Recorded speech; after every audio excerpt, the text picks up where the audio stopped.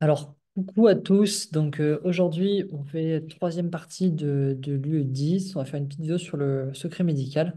Donc, comme vous avez pu le voir, vous avez pas mal de cours de droit qui sont pas toujours très clairs, les prises de notes sont pas toujours évidentes à comprendre parce qu'il y a pas mal de notions que vous connaissez pas. Et le déroulé du cours est pas toujours ultra limpide. Donc, du coup, on va reprendre rapidement juste la structure du cours et je vais essayer de vous expliquer pour vous présenter en fait quel est l'intérêt de ce cours, où est la tension dans le cours et qu'est-ce qu'il y a à retenir sur le secret médical. Donc, le secret médical, c'est une notion qui est très importante en médecine. C'est un des cœurs de la relation médecin-malade parce que c'est grâce au secret médical que le patient permet de se confier et c'est grâce à ses confidences que le médecin peut le guérir. Donc effectivement, c'est un pilier de la relation du médecin au patient. Et donc en fait, comme c'est un pilier qui a une importance fondamentale dans la construction de la relation patient-médecin, ben, c'est nécessaire que ce soit encadré. Donc ce qu'on voit, c'est que c'est encadré à différents niveaux. C'est encadré sur un plan éthique au niveau déontologique, c'est-à-dire que dans le code dans la déontologie médicale, on n'a pas le droit de trahir le secret médical pour les raisons qu'on a expliquées. Et ensuite, ça va être encadré aussi d'un point de vue juridique. C'est-à-dire que donc, les juridictions françaises, ça se divise en trois grandes parties. En civil, il y a la partie civile, la partie pénale, la partie administrative. Et on voit que et en civil et en pénal, en fait, le secret médical va être encadré. Donc, ça est encadré d'un point de vue déontologique, d'un point de vue juridique en France. Et comme on le voit ici, c'est aussi encadré d'un point de vue supranational. Donc ça veut dire qu'en fait, c'est quelque chose qui a une valeur énorme et qui a une importance fondamentale pour le médecin. Et donc ça explique que son encadrement, que sa législation, que la manière dont le droit au secret médical est légiféré est un peu compliqué. Donc, premièrement, quand on rentre dans le droit français, donc on a dit qu'on va parler de deux parties, l'origine pénale, l'origine civile.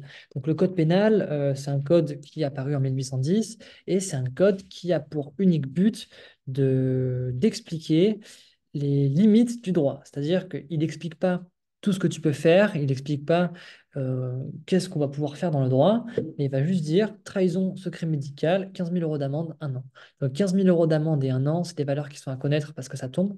Mais du coup, voilà, c'est que l'objet du droit n'est pas de proclamer des obligations. C'est qu'il n'explique pas qu'est-ce qu'on doit faire, il explique juste quand est-ce qu'on va pouvoir être condamné. Donc ça, c'est la différence qui est très importante à comprendre entre le civil et le pénal. C'est qu'en civil, on va tenter d'expliquer les limites du droit, on va tenter d'expliquer qu'est-ce qui rentre ou pas dans le droit du médecin, quand est-ce que le médecin a le droit de parler à telle personne. Le pénal, il est là juste pour dire si on trahit le secret médical, on peut risquer 15 000 euros d'amende et un an. Là, c'est différentes phrases qui essayent d'expliquer ça sous différents angles. Toutefois, il décrit les actes illicites, mais il ne décrit pas les actes licites. Le code pénal ne programme ni déclare d'obligation au secret médical. Donc voilà, c'est la nuance, c'est qu'on n'a pas le droit de le faire, mais on ne t'explique pas qu'est-ce que tu es obligé de faire. Donc voilà, ça c'est la nuance à bien comprendre entre la déontologie, où on t'oblige à garder le secret, ou le code pénal, où on te dit juste, si tu le trahis, tu payes. Donc en fait, indirectement, ça laisse penser qu'il est obligatoire. Mais ce n'est pas affirmé. Donc on y trouve nulle déclaration de principe, nulle affirmation comparable. Donc quand on une faute en pénal, ça s'appelle une infraction. Et ces infractions, on les divise en trois catégories en fonction de la gravité. La première, la contravention. La deuxième, le délit, qui est un peu plus grave que la contravention. Et le crime, qui est les choses les plus graves. C'est tout ce qui va être meurtre, viol, génocide, bon, toutes ces choses un peu horribles. Ça correspond au crime. Donc, bien avoir en tête la hiérarchie entre contravention, délit, crime. Et tac, tac, tac. Dans la définition de l'infraction, on peut tenter de déduire le contenu de l'obligation. Donc en fait, ce qu'on nous dit, c'est que on nous décrit les actes illicites et à partir de ces actes illicites, on peut commencer à se faire une première idée de ce qui est obligatoire. Si on m'interdit de trahir le secret médical, c'est que je dois le tenir. C'est comme ça qu'il faut réfléchir. Et pour s'appuyer et pour mieux comprendre le code pénal, on a ce qu'on appelle une jurisprudence. Donc une jurisprudence, qu'est-ce que c'est? C'est une décision qui a été prise par un tribunal qui va du coup faire office de vérité pour les nouveaux tribunaux. Je m'explique. Si dans une situation, un médecin trahit le secret médical, mais que ça, par exemple, une femme va voir un médecin et le médecin, la femme est enceinte et elle risque de mourir, elle veut pas le dire à son mari et son mari et le médecin décide de prévenir son mari. Donc, on est dans une situation qui peut être compliquée parce qu'on va pouvoir estimer que le médecin a pu faire valoir le fait que c'était la protection du mari, que ça mettait en jeu le pronostic de l'enfant. Bon, ça, c'est une question qu'on n'est pas là, on n'est pas là pour y répondre. Mais donc, du coup, la femme porte plainte contre le médecin pour avoir révélé ça à son mari. Et le tribunal, un jour X, va décider qu'en fait, bah, le médecin est coupable d'avoir donné cette information au mari et que du coup, le médecin va être puni par la loi. À ce moment-là, il va y avoir une jurisprudence qui va se créer. Une jurisprudence de l'affaire X où, dans tel cas, le médecin est condamné. Donc en fait, à l'avenir, si une situation similaire se reproduit, ben, en fait, cette jurisprudence va venir faire office de loi. Comme la décision par les tribunaux a été prise dans ce sens, alors toutes les décisions à l'avenir vont devoir être prises dans le même sens. Et dans certains cas, il peut y avoir des revirements de jurisprudence. C'est quand le tribunal d'après va se dire, ben non, moi je n'étais pas d'accord avec la décision qu'a pris le tribunal il y a 10 ans. Donc du coup, en fait, toc, je pense que le médecin était loyal et que le médecin n'a pas à être condamné. Donc voilà, c'est ça une jurisprudence, c'est une décision qui a été pris par un tribunal qui va du coup venir faire office de loi, ou en tout cas de modèle de loi pour les décisions à venir. Donc en fait, c'est grâce au code pénal qui décrit les interdictions, enfin, qui décrit les moments où on va être condamné et les jurisprudences, qu'on arrive à en créer qu'on arrive à en comprendre et qu'on arrive à déduire l'obligation du contenu de la loi en pénal. Donc ça, c'est la première partie. Donc, rôle de la jurisprudence, c'est ce que je viens d'essayer de vous expliquer. Donc voilà, c'est des notions qui sont un peu compliquées, qu'il faut bien comprendre pour pouvoir comprendre le cours. Donc, code de la santé publique. Alors là, pareil, c'est important. C'est que là, du coup, le code pénal expliquait que le médecin pouvait être condamné en cas de non-respect du, euh, du code pénal, en tant que de non-respect du droit du secret médical. Là, le code de la santé publique va venir introduire une nouvelle notion, c'est qu'il va dire que c'est plus le médecin qui est condamné s'il ne respecte pas le secret médical, mais c'est le patient qui a un droit au secret médical. Donc en fait, c'est la même situation, mais vue sous un angle complètement différent. C'est-à-dire que c'est le patient qui va avoir le droit en tant que personne, donc c'est la phrase qui est en rouge, le secret médical est proclamé en tant que droit à la personne, c'est qu'en tant qu'individu, le patient va pouvoir avoir et a le droit au secret. C'est différent que du point de vue où le médecin va être condamné pour avoir répété un secret d'un patient. Donc en fait, c'est la même situation, mais d'un côté, on va avoir le droit à la personne et de l'autre côté, on va avoir la condamnation du médecin. Donc c'est pour ça qu'on dit qu'il y a deux origines au secret médical, c'est que d'un côté, le pénal va encadrer la punition du médecin et de l'autre, le civil va encadrer le droit au patient. Donc en fait, ça, il faut bien comprendre les deux. Il faut bien comprendre que du coup, le secret médical, c'est une obligation et le code pénal encadre le médecin et à la fois le code civil va protéger le patient. Donc, c'est deux aspects différents de la même situation, mais il faut bien comprendre du coup que c'est encadré par deux juridictions différentes. D'un côté, le pénal qui punit le médecin, de l'autre, le civil qui encadre le patient. Donc, intérêt protégé. Et donc, voilà, on arrive sur le double fondement du secret médical. Euh, Voilà, donc ça, il faut bien arriver à différencier les deux. Tac, tac, tac, secret inviolable, confirmation de la jurisprudence. Donc là, on arrive aussi sur une nouvelle situation. C'est que du coup, là, on a vu qu'il y avait le secret médical, qui est un droit important, qui était dicté et par des lois éthiques et par des lois nationales et supranationales, qu'en loi nationale, il y avait un revers qui était pénal, où on condamnait le médecin, un autre ou qui était civil, où on protégeait le patient. Donc, bien comprendre la différence entre les deux. Et là, c'est un truc, une partie un peu floue, un peu compliquée du cours. Du coup, je vais essayer d'expliquer c'est comment les jurisprudences ont évolué et ça va être clair, enfin ça va permettre d'éclaircir la définition de jurisprudence peut-être un peu confuse que j'ai pu vous donner plus haut. Donc, au début, première jurisprudence, arrêt Watelet le 19 décembre 85, puis Decrène 8 mai 1947. Donc là, c'est deux arrêts d'une cour de cassation, donc on est en pénal. Et on voit que ces deux arrêts, quand on lit ce petit texte, expliquent que les médecins ont été condamnés pour avoir dévoilé le secret de leurs patients. D'accord? Et que du coup, à ce moment-là, c'était très clair sur le fait que le médecin ne pouvait en aucun cas, même avec l'accord du patient, violer le secret médical.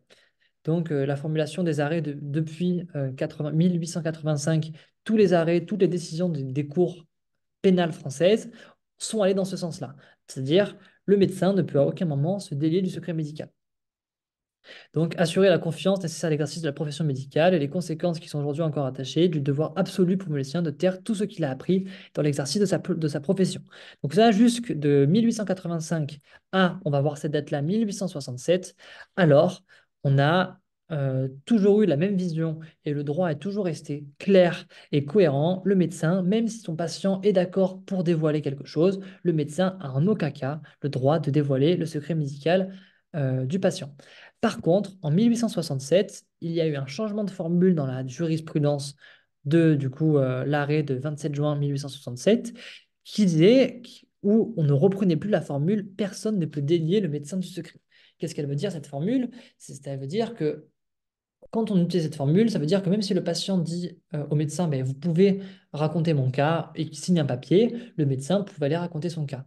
Donc là, en 67, c'est ce qui s'est passé. C'est qu'il y a eu une action similaire où le patient a autorisé le médecin a parlé de son secret médical, le médecin en a parlé, et en fait, la Cour de cassation n'a pas voulu le condamner. Il a considéré qu'une fois que le patient l'avait autorisé à parler de son secret, ben, en fait, le médecin était libéré de toute obligation professionnelle et qu'une fois qu'il avait l'accord du concerné, il pouvait en parler.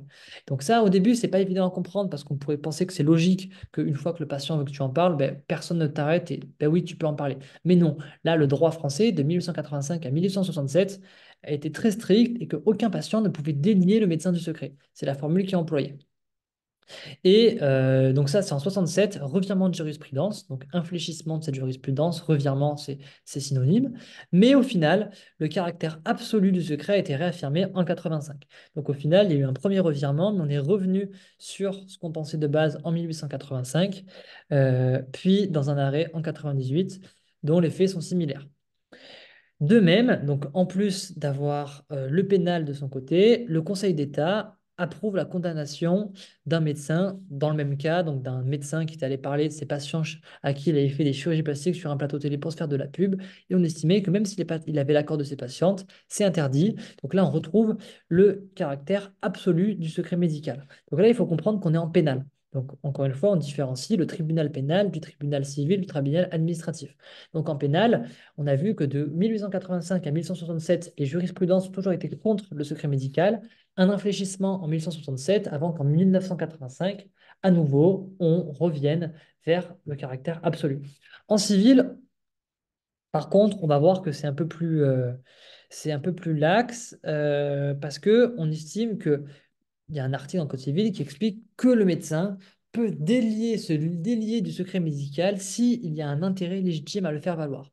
C'est qu'on considère que dans certaines situations, ben, le médecin n'est pas obligé de se tenir au secret médical. Par exemple, dans le cas d'un procès, dans le cas c'est la formule d'un intérêt légitime à le faire valoir. Et que ça, c'est une formulation assez subjective, mais c'est ensuite au magistrat, c'est ensuite au juge, c'est ensuite au jury étant jugé, une fois que le médecin est présenté devant la cour, c'est est-ce que s'il a délié son secret médical, c'était logique, c'était pour sauver sa vie, c'était pour des raisons légitimes, ou est-ce que non? Et à ce moment-là, on peut le condamner. Mais on voit qu'on n'est pas sur le caractère absolu du secret médical en pénal.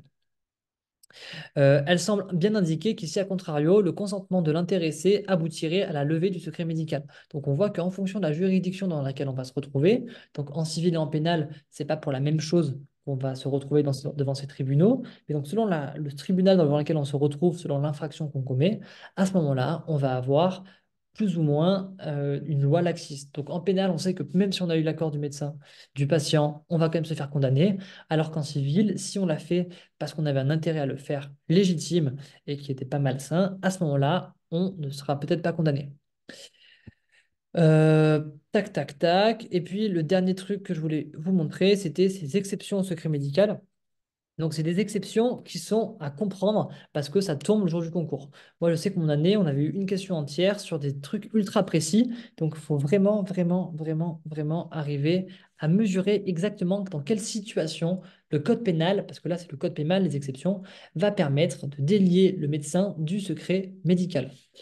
Euh, donc, le premier cas, c'est quand il va y avoir, on peut informer les autorités judiciaires, médicales ou administratives. Donc là, ce qu'il faut comprendre, c'est on va avoir des personnes à informer Donc, c'est ça qu'il faut que vous notiez, vous, des personnes à informer dans le cas de tel acte commis.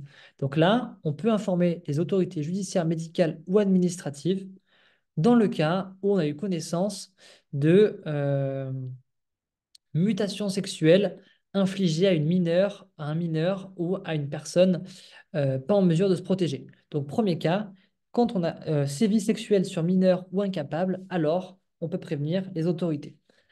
Le deuxième, on peut prévenir le procureur dans le cas de violence psychique ou physique avec l'accord de la victime. C'est-à-dire que si la victime, on est médecin généraliste et qu'une femme vient nous dire, ben voilà, mon mec me bat, mais j'ose pas aller voir la police parce que j'ai peur qu'il me voie, vous pouvez y aller. On considère que là, le médecin a le droit de se délier de son secret médical pour aller prévenir la police uniquement avec l'autorisation de la patiente si elle est majeure ou alors si elle est mineure. À ce moment-là, le médecin n'a pas forcément besoin d'avoir l'avis de la patiente pour aller voir le procureur de la République. Donc, au-dessus, on était sur autorité judiciaire administrative. Ici, on est sur procureur de la République.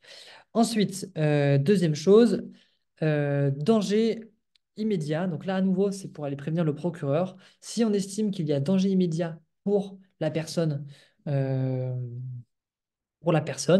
alors à ce moment-là, on doit lui demander son autorisation d'y aller. Mais si elle refuse, alors qu'on considère qu'il y a quand même un danger vital pour son intégrité physique ou sa vie, à ce moment-là, on peut aller prévenir le procureur à nouveau. Donc, premier cas, prévenir les autorités parce que des sévices sur des enfants ou des personnes incapables de se protéger. Deuxièmement, prévenir le procureur avec l'accord de la victime si elle est adulte ou alors si elle est mineure ou si c'est un mineur sans son accord. Troisième cas, prévenir le procureur si, il y a un danger immédiat. Quatrième cas, prévenir le préfet